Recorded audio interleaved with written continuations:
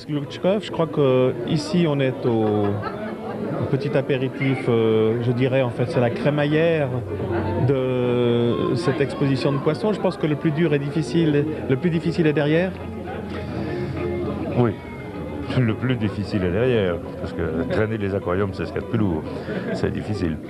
Mais disons que maintenant il faut faire la maintenance de cette exposition, c'est quand même des animaux vivants qu'il faut nourrir, enfin il faut les soigner et faire visiter aux gens et leur expliquer ce que c'est qu'un poisson et toutes les espèces différentes qu'on a ici.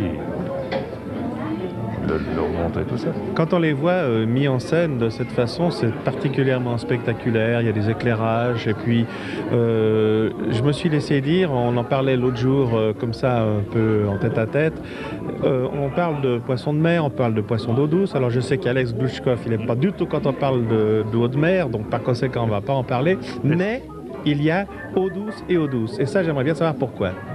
Qu'on parle d'eau de mer et d'eau douce, ça c'est une première chose. L'eau de mer est salée, l'eau douce est non salée, elle est potable. Pour nous, on peut la boire. Maintenant, dans cette eau douce, on parle aussi d'eau douce et d'eau dure. Une eau douce, c'est une eau qui a très peu de minéraux dissous dans cette eau. Une eau dure, c'est une eau qui est saturée de minéraux, de calcium, magnésium, tout ça. Alors, il n'y a pas deux eaux douces, si on veut. J'ai bien compris. Il y a une eau qui est... Vous prenez l'eau de Volvic, elle fait 0,5 de dureté. L'eau d'Evian, elle fait 25 de dureté. Ça, une eau dure et une eau douce. Alors en fait, ce qui est compliqué, c'est qu'il faut essayer. Ici, on est à Genève. Je ne sais pas, vous ne faites pas venir quand même de l'eau douce d'Amérique du Sud? Non. Ici, on est à Genève, on a la chance d'avoir de l'eau à 14 degrés de dureté, qui est une eau relativement douce. Mais quand on veut avoir de l'eau vraiment douce pour faire pondre certaines espèces de poissons, on utilise de l'eau, elle n'est pas distillée, on appelle ça de l'eau bipermutée ou osmosée. C'est-à-dire qu'on fait passer ça sur des résines qui captent tous les minéraux dissous, ou alors avec une osmose inverse qui, elle, arrête tout, aussi bien les phosphates, les nitrates, tout. C'est une eau pratiquement distillée qui sort de cet appareil. Alors en mélangeant avec notre eau à nous, on arrive à faire des eaux à 5 degrés de dureté, avec un pH de 6, ou si on veut une eau dure, on rajoute du bicarbonate, du calcium, des trucs comme ça pour avoir une eau à 30 degrés de dureté.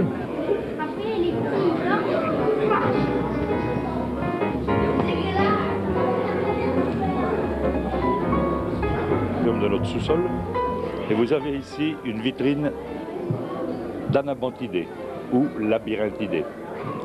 Ce sont des poissons qui ont donc un organe respiratoire complémentaire qui est situé derrière le crâne, dans lequel ils emmagasinent une bulle d'air et ils peuvent tirer l'oxygène de cet air atmosphérique, ce qui leur permet de vivre dans des eaux très chaudes et donc dépourvues d'oxygène. Dans l'aquarium de gauche, nous avons des trichogastères Trichopterus, c'est presque la forme sauvage du trichogastère. À côté, ce sont des trichogastères Léry, qui sont totalement différents. Ils ont de grandes nageoires, surtout chez les mâles, qui sont effilées en pointe. La robe est perlée. Le trichogastère jaune que vous voyez, c'est une espèce artificielle, si l'on veut, qui vient du premier que l'on a vu, le Trichopterus. Et le suivant, le trichogastère Cosby, qui est bleu marbré de bleu foncé, c'est aussi une espèce artificielle qui est obtenue par sélection. Les aquariums un peu moins hauts, tout à fait à droite, vous avez de très très beaux spécimens de trichogastère microlepis, tel qu'il est dans la nature, donc c'est une espèce qui est sauvage, qui est comme ceci. Et il y en a un qui est un peu plus timide au milieu, c'est le pectoralis, c'est celui qu'on appelle peau de serpent. Et le tout petit poisson bleuté que l'on voit au milieu, là, c'est aussi Labyrinthidés, c'est un Colizalalia, mais c'est une espèce artificielle qui est complètement bleue et qui est obtenue de l'espèce sauvage qui, elle, est bleue et rouge.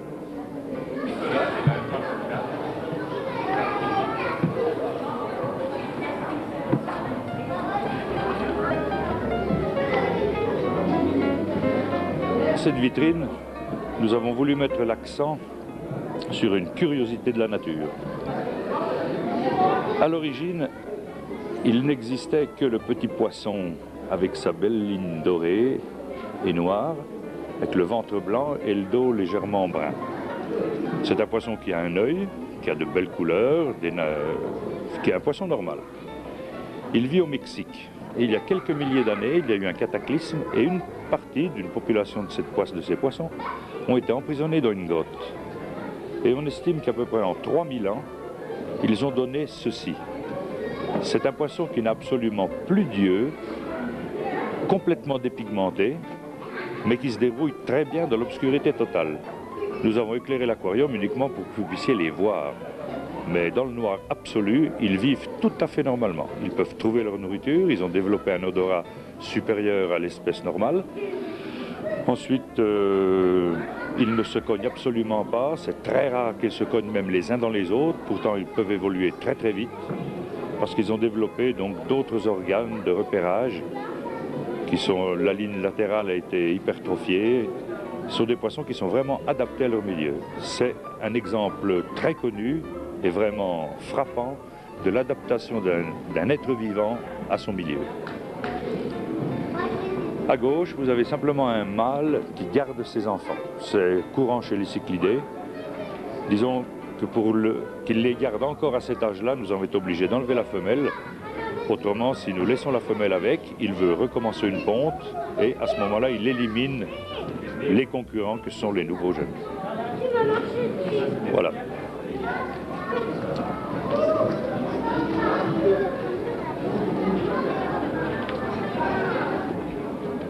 Là, voici un poisson que l'on voit peu chez les aquariophiles.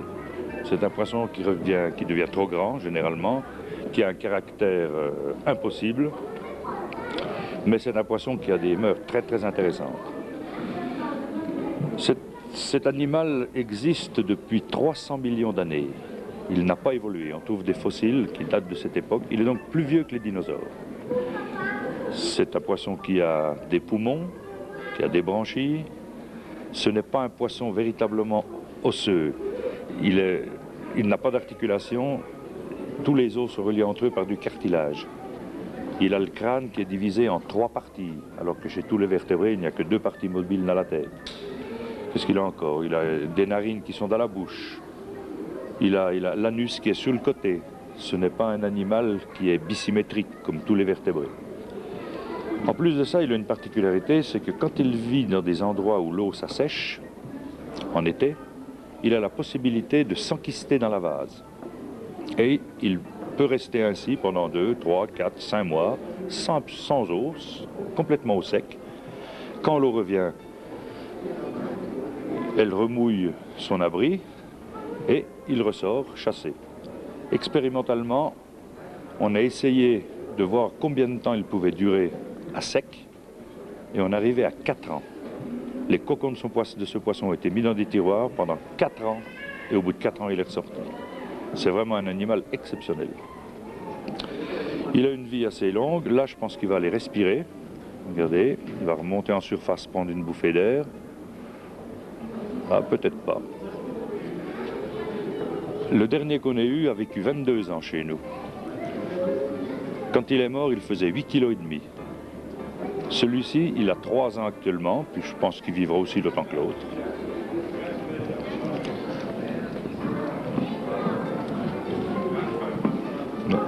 Là, il va respirer. Regardez bien comme il va ouvrir sa bouche. On est obligé de baisser le niveau de l'eau parce que si on l'empêche de respirer, c'est un poisson qui se noie.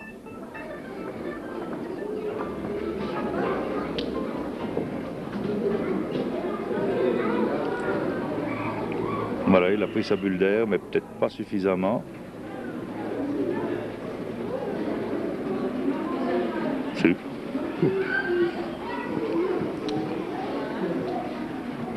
L'apia, c'est irascible, qui protège son territoire. Voilà. Il essaye de me mordre à travers la glace parce que je rentre chez lui. C'est un vrai terrassier, il bouleverse le sable de son aquarium sans arrêt. Ce n'est pas un poisson intéressant pour un aquariophile.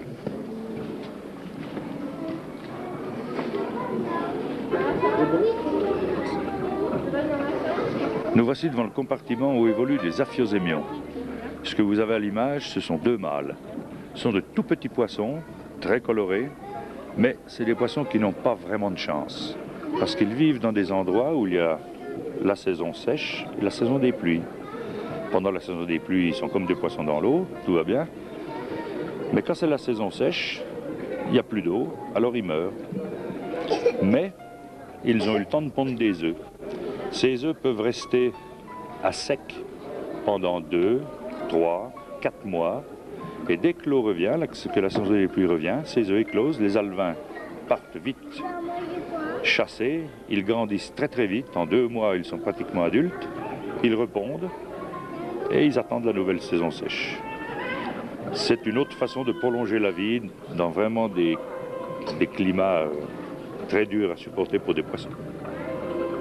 Alors ici vous avez les Colizalalia, c'est l'espèce sauvage ceci.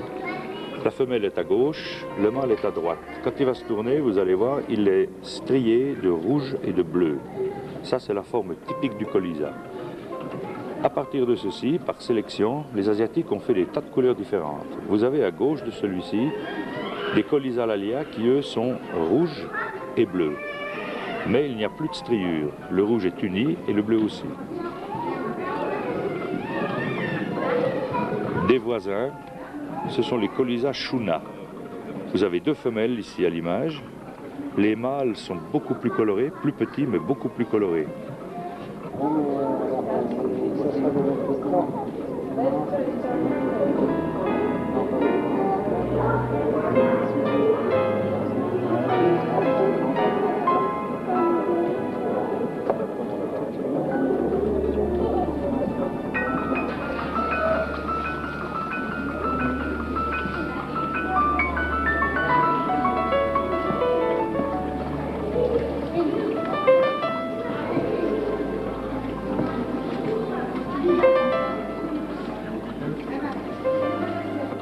Propercularis. C'est sans doute un des plus vieux poissons exotiques que l'on connaisse. Il a été importé dans les années 1700 et quelques en Europe par bateau. Il y avait même de la glace sur les bidons dans lesquels on les transportait. C'est un poisson assez agressif qui a aussi donc un labyrinthe qui peut respirer l'air atmosphérique. Il est résistant à tout, très hargneux, mais c'est un beau poisson. À droite, vous avez son cousin chinois. C'est un poisson que l'on avait cru disparu et que l'on a retrouvé dans les années 50 en Chine. Quelques couples ont été réintroduits en Europe chez des aquariophiles. Et maintenant, il n'y a plus tellement de soucis à se faire pour l'espèce. Il est totalement différent. Il a une nageoire caudale, donc la queue qui est arrondie au lieu de se terminer en pointe. Il résiste à de l'eau encore plus fraîche que le premier. Sa nageoire ventrale qui se termine en pointe et qui est bordée de rouge. C'est ce qui le différencie de son cousin, le Colisa labiosa, qui est à gauche, qui lui a la nageoire ventrale arrondie et terminée de jaune. C'est celui-là l'autre. On voit un mâle au fond.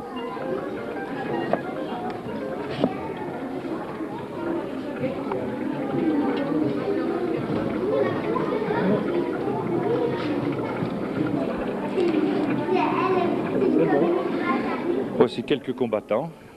Alors je vous laisse admirer les couleurs. Vous avez des rouges, des bleus, des blancs et bleus, des blancs et rouges. Ce sont des poissons très agressifs. Les mâles entre eux, je parle. Même avec les femelles, ils sont souvent agressifs. On ne peut les tenir pratiquement que dans des aquariums spécifiques parce qu'ils attaquent tout ce qui a des nageoires un peu longues.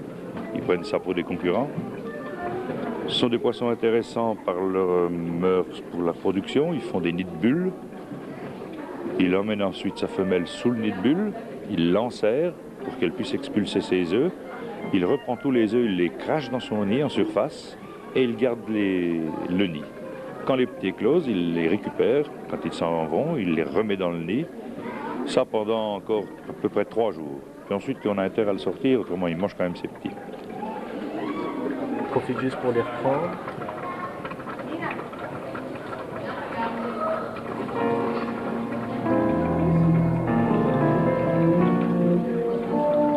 Des poissons pulmonés africains, le Polypterus. Celui-ci, c'est l'Ornathipinis. C'est sans doute un des plus jolis. Il est noir, jaune, enfin, strié, rayé. C'est un poisson qui possède aussi un poumon. Il peut donc respirer en surface. Et ses nageoires sont plus ou moins transformées en pattes, ce qui lui permet de sortir de l'eau. Il nage d'ailleurs rarement. Même dans un aquarium, il se déplace en marchant carrément sur le fond. Un poisson assez amorphe. Mais il faut éviter de poser le pied dessus parce qu'il a des tas d'épines sur le dos et ça fait une drôle de surprise. Très peu connu, il devient un peu plus grand, il est un peu plus hargneux que les autres et ses pattes, je me suis trompé, ce sont des nageoires, mais ces nageoires ont vraiment l'air de pattes. Et derrière lui, en ce moment, vous voyez un autre pulmoné, l'Herpetoichthys calabaricus. C'est un poisson qui ressemble vraiment à un serpent. Il n'a que 2 nageoires pectorales, le reste, quelques épines sur le dos. Et il sort aussi facilement de l'eau et il rampe comme un serpent.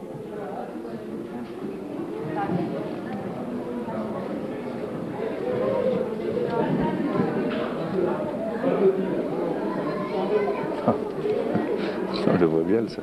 Je suis. Allez, les plus petits poissons du monde. D'accord. Des gros plats.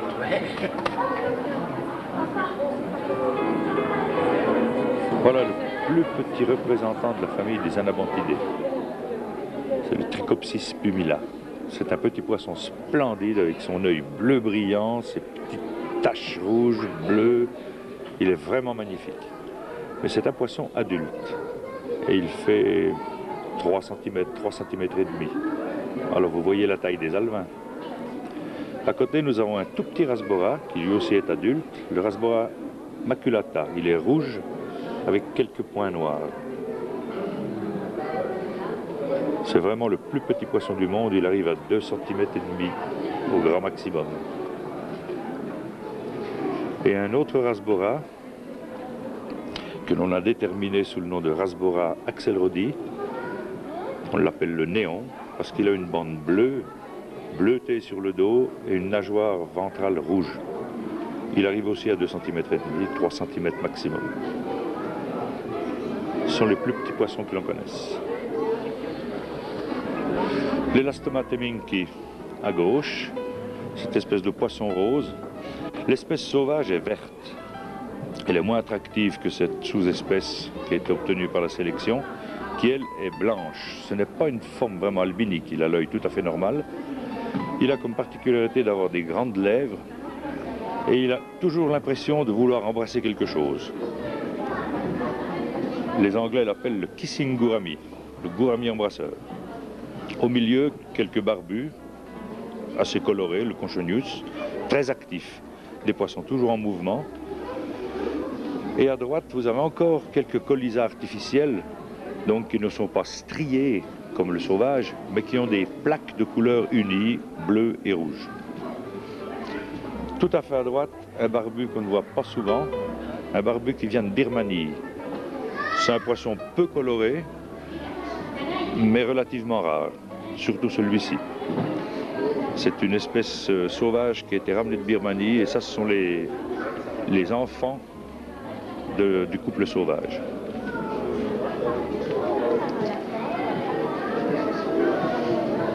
Vous avez un anachronisme, le gros poisson à queue rougeâtre, c'est un poisson africain. On l'a mis là parce que c'est aussi un herbivore, comme la plupart des poissons qui sont ici. Nous avons maintenant le poisson-chat qui est au milieu. Alors ça, c'est un clarias. Ce clarias a une particularité, c'est qu'il peut respirer l'air atmosphérique en emmagasinant cet air dans sa vessie natatoire. Celle-ci est entourée de vaisseaux sanguins qui peuvent puiser l'oxygène qui se trouve dans cette vessie. Ce qui lui permet donc de vivre sans s'ébranchir. Et souvent, la nuit, surtout, quand il pleut ou qu'il fait humide, il sort de l'eau et il va chasser. Et quand on habite dans les endroits où il vit, on peut le soir croiser le chemin d'un poisson dans son jardin.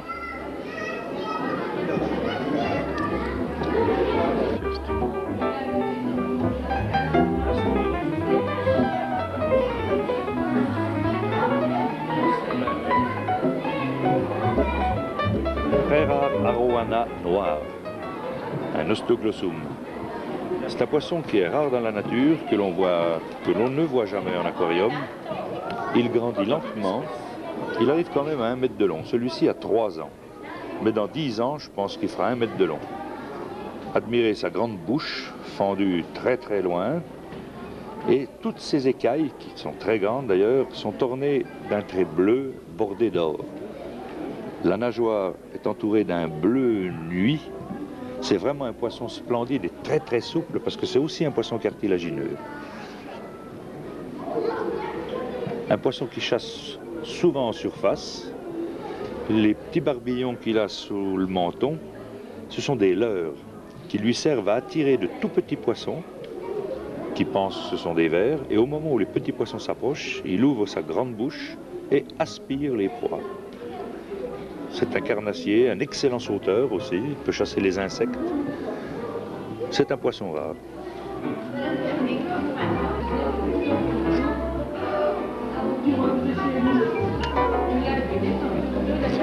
L'Astronotus ocellatus, c'est un poisson d'eau douce qui vit en Amazonie et qui ressemble à un mérou. C'est un poisson que l'on peut très bien apprivoiser. Il vit vieux, dizaine d'années. Il vient manger dans les mains, il reconnaît son soigneur. C'est un poisson assez agressif. On a du mal quand même à tenir plusieurs de la même espèce dans le même aquarium, mais c'est un poisson attachant. Il peut arriver à 1,5 kg.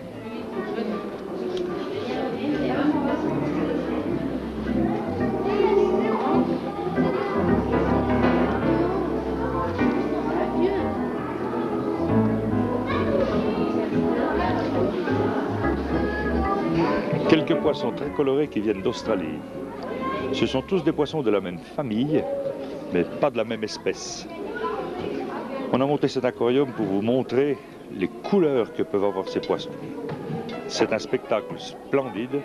Ils sont toujours en mouvement. C'est féerique.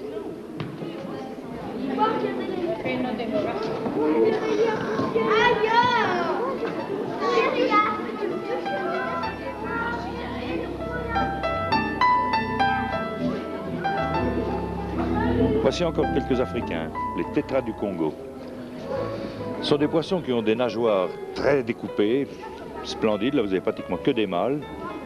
Et remarquez comme ils nous renvoient la lumière du spectre solaire à chaque fois qu'ils bougent.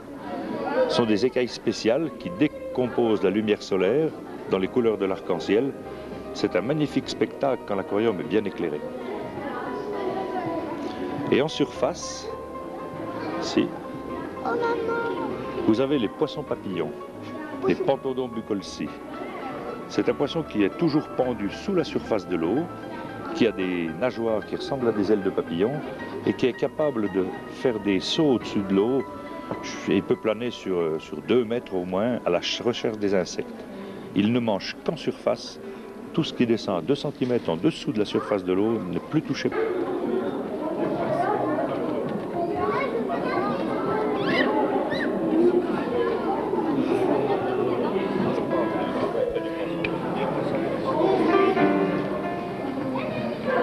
Quelques loches, les Botia macracantha, sont oranges, marbrées de noir, rayées de noir, avec des queues un peu rouges.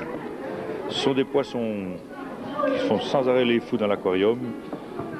Souvent même ils se couchent le ventre en l'air sur le sable, on dirait qu'ils sont morts, mais pas du tout, ils se reposent simplement. Des poissons assez attrayants mais qui aiment vivre en groupe. Il faut éviter de posséder simplement un individu parce qu'alors souvent ils se laissent mourir d'ennui. Il faut en mettre au moins 4 ou 5 par aquarium.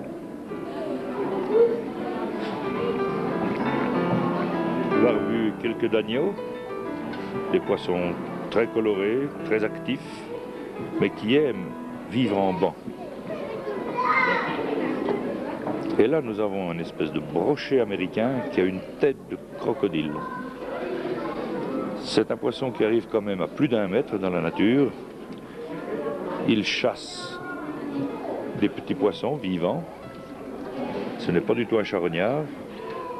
Il a l'air très passif comme ça, mais il peut se montrer très très rapide. Et devant lui, vous avez un poisson-chat C'est un animal qui est en train d'envahir l'Europe. On en trouve actuellement dans le Rhône. Il a été importé en Europe pour servir de nourriture à un black bass qui, lui, n'a pas survécu. Mais alors celui-là, il a la vie dure et il envahit tout.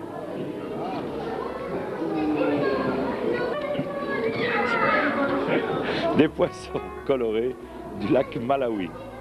C'est un lac qui se trouve au-dessus du lac Tanganyika. Alors, ce sont des poissons qui ont pour la plupart une drôle d'habitude.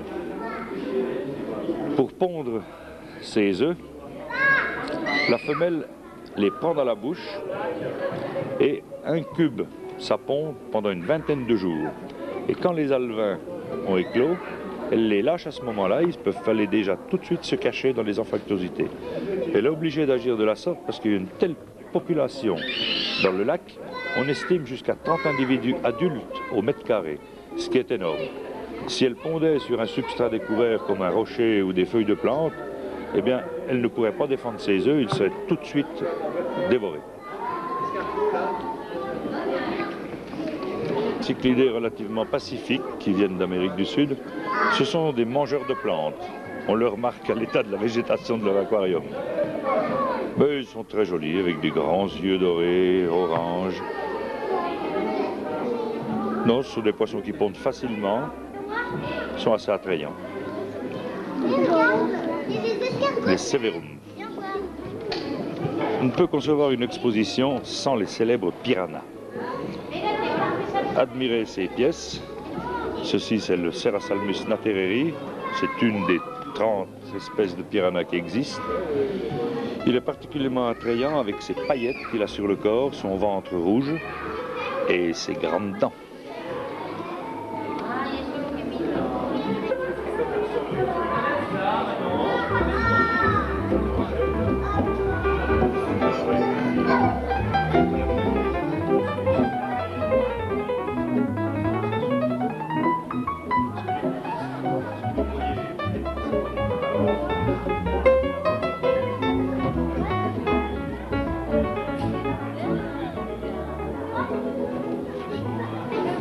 Des terrassiers qui vient aussi d'Amérique.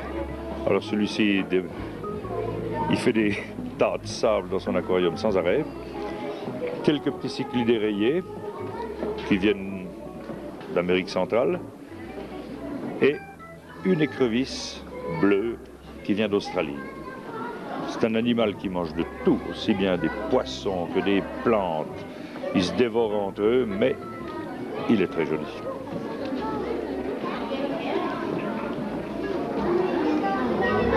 Poissons du lac Tanganyika. Ce sont aussi des poissons endémiques, c'est-à-dire qu'ils ne vivent que dans ce lac au monde.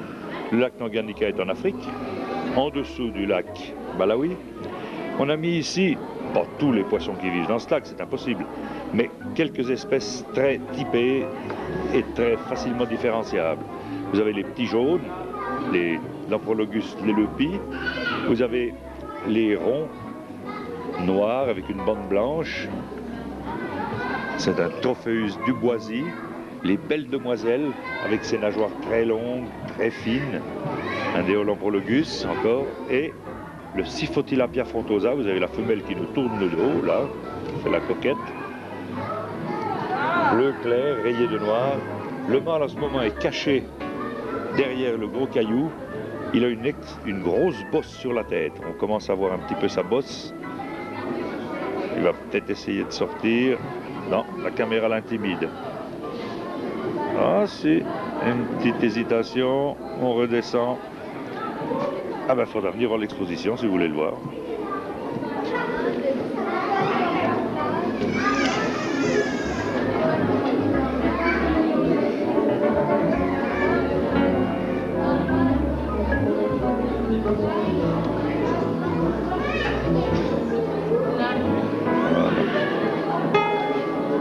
Le poisson que vous avez à l'image en ce moment est une femelle de Netroplus, Nematopus. Normalement, le Netroplus est un poisson gris avec une bande noire et l'œil terne. Celle-ci a une bande blanche, un œil brillant. C'est parce qu'elle a des œufs en ce moment et elle signale ainsi aux autres membres de son groupe qu'il ne faut pas venir dans cet endroit parce qu'elle va le défendre.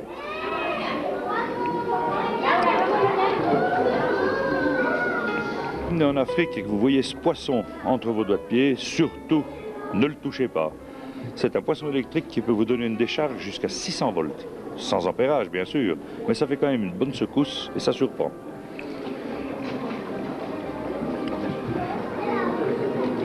On ne le voit pas.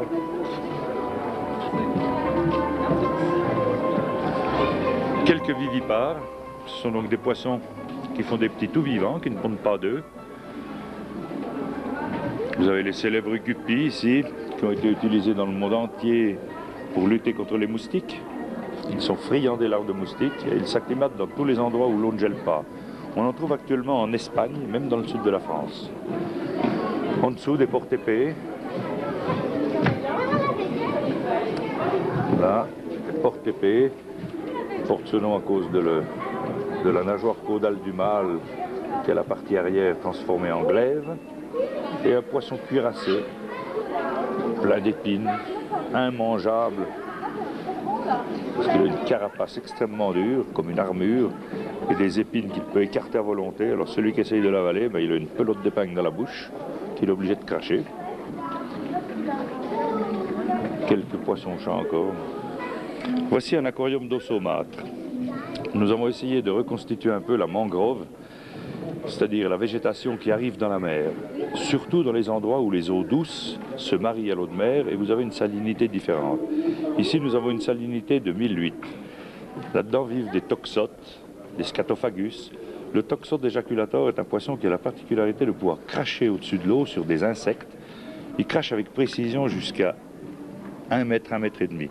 Là, vous le voyez cracher sur des proies que l'on colle sur la vitre. Regardez bien, le poisson se met dessous, il vise et il crache. Hop, il décolle la proie et il la mange. Il crache, hop. C'est très précis. Voilà, il va cracher, hop, et à moi. C'est pas toujours celui qui crache qui mange, hein, vous avez remarqué.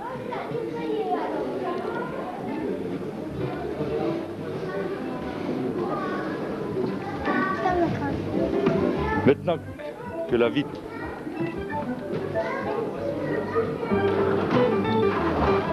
c'est un poisson qui emmène sa réserve d'eau à l'extérieur et tant qu'il a de l'oxygène dans cette eau, eh bien il peut rester dehors tant qu'il est humide aussi. Dès qu'il commence à sécher, il se replonge dans l'eau ou dès que son eau n'a plus d'oxygène, celle qu'il a emmenée dans ses opercules, eh bien il vient la changer. Alors on dirait une vache qui boit, il a la tête dans l'eau, le corps à l'extérieur et il se ventile. Une fois que c'est bon, il repart en promenade.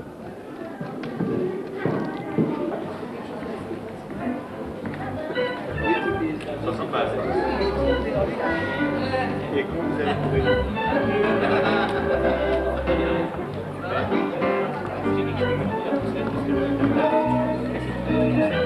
avez à l'image le pseudoplatystoma.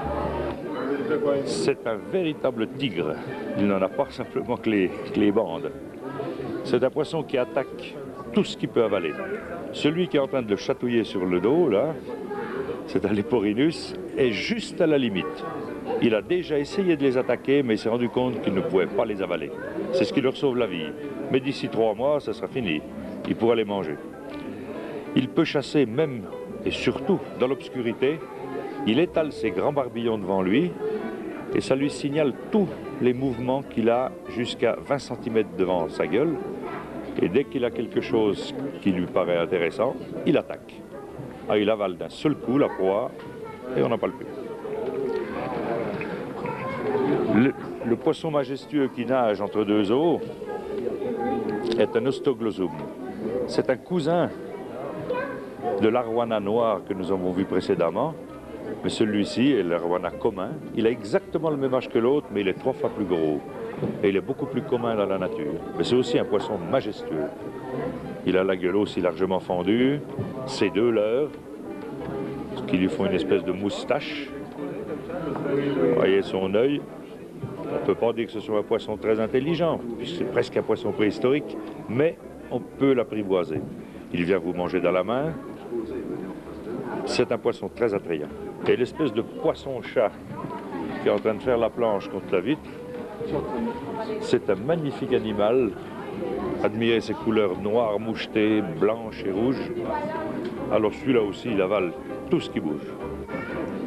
Ce sont des poissons que nous avons mis 3 ans à faire grandir pour cette exposition.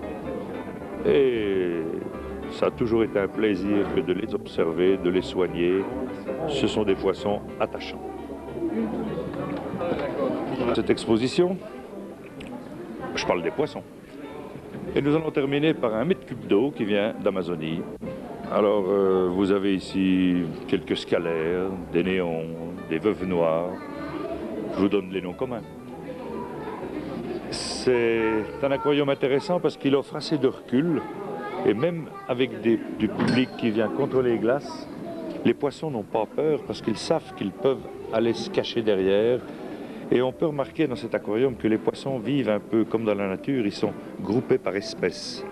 Vous voyez tous les rouges ensemble, les noirs ensemble.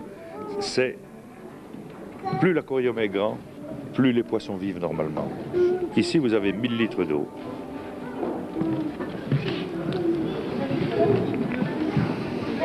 Alors, on a vu là, en tout cas, les gens qui viennent ici sont étonnés.